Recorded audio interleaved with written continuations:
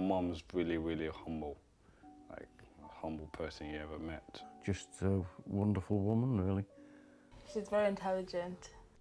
Just so adorable, basically. Strict but fair. Personality, nobody quite like her.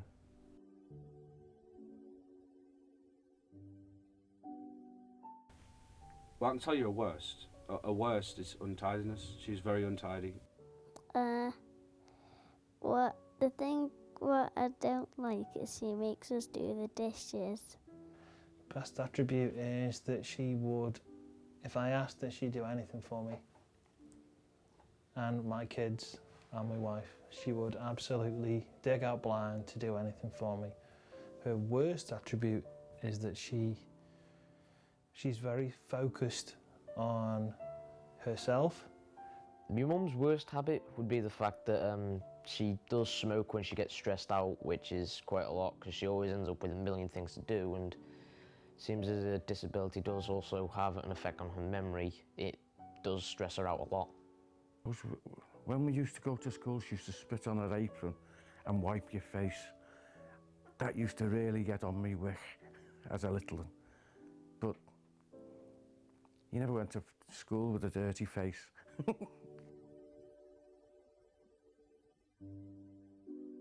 I would often walk into the kitchen and she'd be in tears.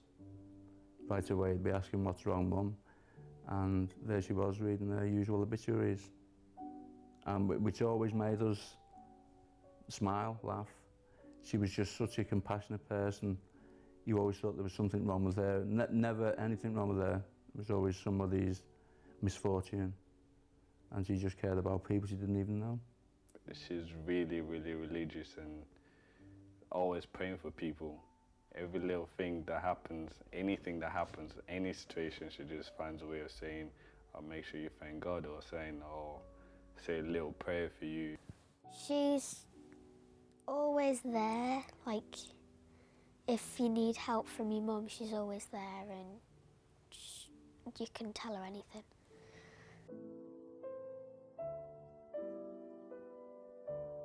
My mum was quite cold when she was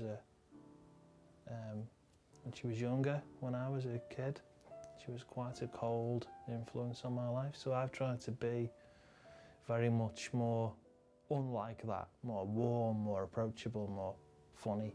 And my mind's always racing about things, and she's always telling me to sort of calm down and stop worrying about things, which is kind of stops me from going too far off the edge with it. I believe she's taught me a lot to be truthful, to face up to things when you find it difficult. Often being checked myself for swearing.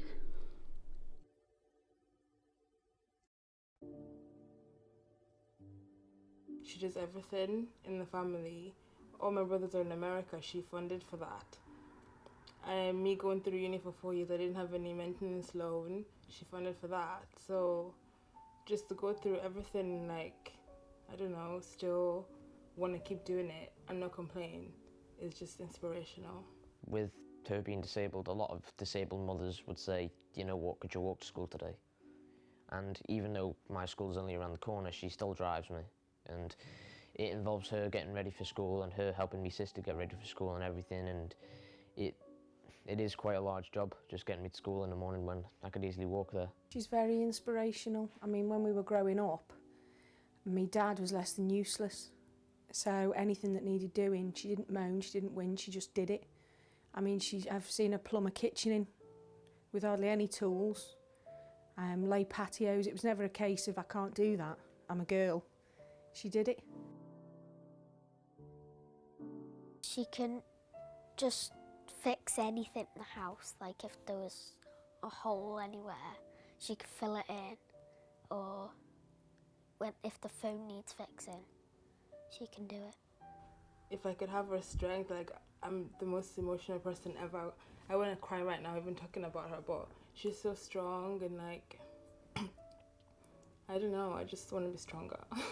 Even when perhaps she's not had the greatest of days or whatever, she is much more patient than I am, and she's still fun to be around. even when she's not had the best of days and the nicest of times. I don't know really, because the one that sticks in my mind is when she was diagnosed with cancer. That really did stick in my mind, the way she told us. She was so brave in how she told us, and to be honest, you'd never know that she had cancer at all, because she always looked on the positive side of it. She never let it get on top of her at all. Well, if we ever go away, camping, roughing it, she absolutely loves it. I think it's from being brought up in Liverpool in a tiny house. She absolutely loves the close quarters. She thrives in it. And she seems to forget all the stresses and strains of everything, and she just turns into a bit of a nutter. She relaxes and she's funny. Oh, yes, yes. She would just sit quietly, and I would maybe go to her and say, Mum, I've had a row with a friend I'm very fond of. Well, you know what to do, Mary. No shame in apologising. If you still feel you're right, still go and apologise. A smile is better than anything else. Do that. When I'm upset, my mum cheers me up and gives me a cuddle. When I was 16, I got pregnant and had my little boy, and she supported me throughout. We lived with her for 18 months and I couldn't have asked for anybody better. She dug out blind and stood up for me and looked after me.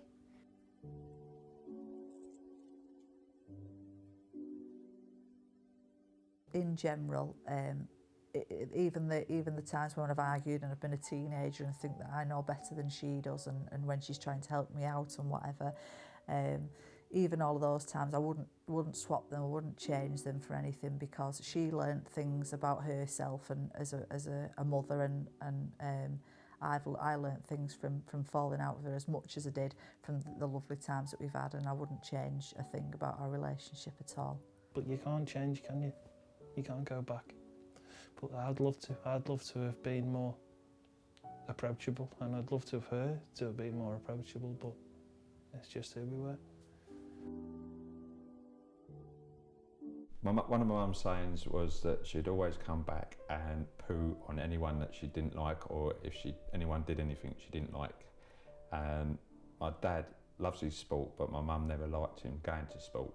And just after she passed away, he went to watch cricket, and he was sitting there watching cricket, and he looked down and there was the biggest lump of bird poo on his jacket.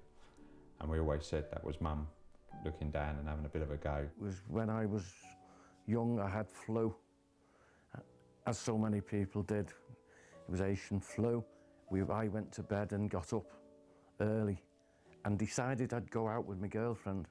And before I left home, she said, you make sure you're in by 9 o'clock, because on the back of the doctor's notes it would say, be in at 9. I got in at 9:30, 9:45. Mum said, did you have a nice time? I said, yes, fine. But the next morning, I was up. Mum called me at 6:30. Don't forget you're in work today. I said, no, I'm off sick. Got a doctor's note. No, she said. You're good enough to go out, and I had to go in and explain to my boss that my mum sent me to work because I went out last night, and I was the laughing joke of that firm for many years over that. Everything. She's just the universe. My world didn't end when she passed away, but a huge hole was left.